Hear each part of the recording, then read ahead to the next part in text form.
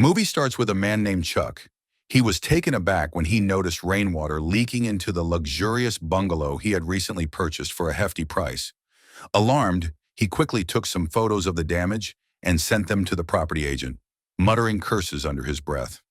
Afterward, he went to his wife's fashion studio to ensure there was no leakage there either. His wife, Maria, a fashion designer, was busy conducting a live session, sharing her experiences with her audience. Thankfully, her studio remained dry. While there, Chuck noticed an old mannequin in the corner of the room, one Maria adored so much that she had brought it with her to the new house. Satisfied that all was fine, Chuck stepped outside the bungalow to check for other issues. That's when he ran into a neighbor named Larry, who seemed surprised to learn that someone had actually bought the bungalow. During their chat, Larry casually revealed that the previous owner had committed suicide there. Chuck was stunned. The agent had never disclosed such critical information. Once back home, Chuck reviewed the photos he had taken. That's when something caught his eye. A shotgun was visible in one of the pictures, but there were no weapons in the house. Where had it come from? Puzzled, he tried to make sense of it, unaware that stranger things were yet to unfold. The next morning, while walking through the garden, Chuck spotted the same mannequin from Maria's studio bizarrely standing out there. Just then, Larry arrived again and observed the odd situation. Chuck started to suspect that this might be a prank, possibly pulled by his younger sister Isabelle, who had been mentally unstable since their mother's tragic accident a few months ago. Larry advised him to keep a close watch on Isabelle and suggested he visit the public library to learn more about the village's history. He also invited Chuck to a local group meeting later that afternoon. At the library, Chuck sifted through numerous books until he stumbled upon one containing the deep history of the village. As he was about to leave, he noticed some books scattered on the floor and saw a young woman named Ashley sitting nearby, crying. She warned him not to dig too deep into the village's secrets, warning of dire consequences. Chuck dismissed her as delusional and took the books to the librarian.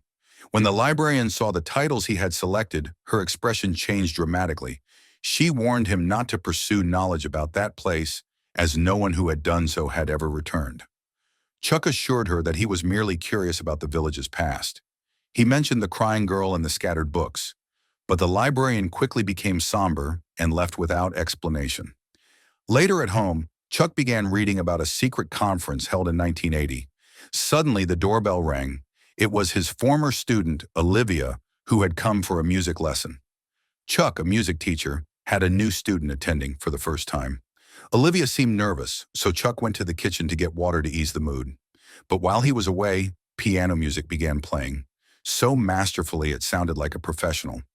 Shocked, Chuck turned to see Olivia standing at the kitchen entrance. They both froze, confused.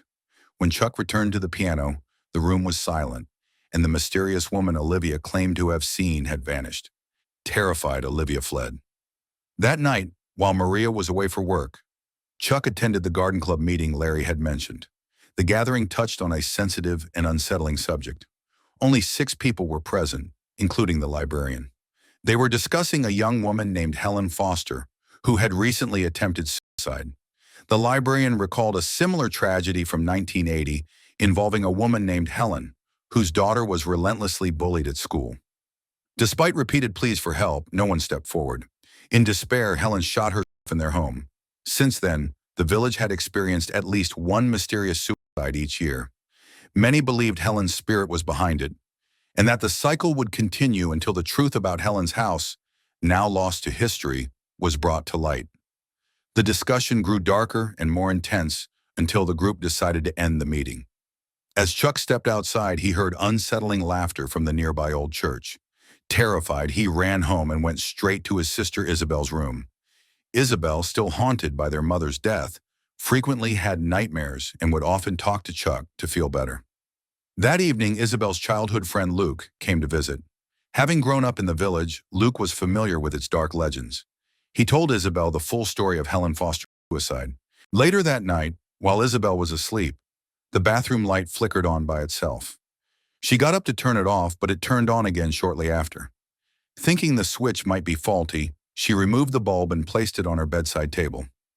As she tried to sleep again, even stranger things began happening. The next morning, Isabelle awoke to find sunlight pouring in. At first, she thought the events of the night had been a bad dream, until she saw the light bulb exactly where she had left it. Everything was real. She immediately told Luke about it. Just then, Chuck called and asked her to come home right away. When she arrived, she found Maria visibly shaken.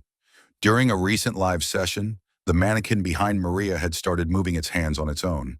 Her best friend watching the session called to warn her. Maria brushed it off, thinking her friend was talking about the bridal dress, and responded with a video saying the dress was ready. But when Maria returned to the camera, the mannequin had vanished. Confused, she kept getting urgent messages from friends telling her to leave the room immediately, but she ignored them and continued the session.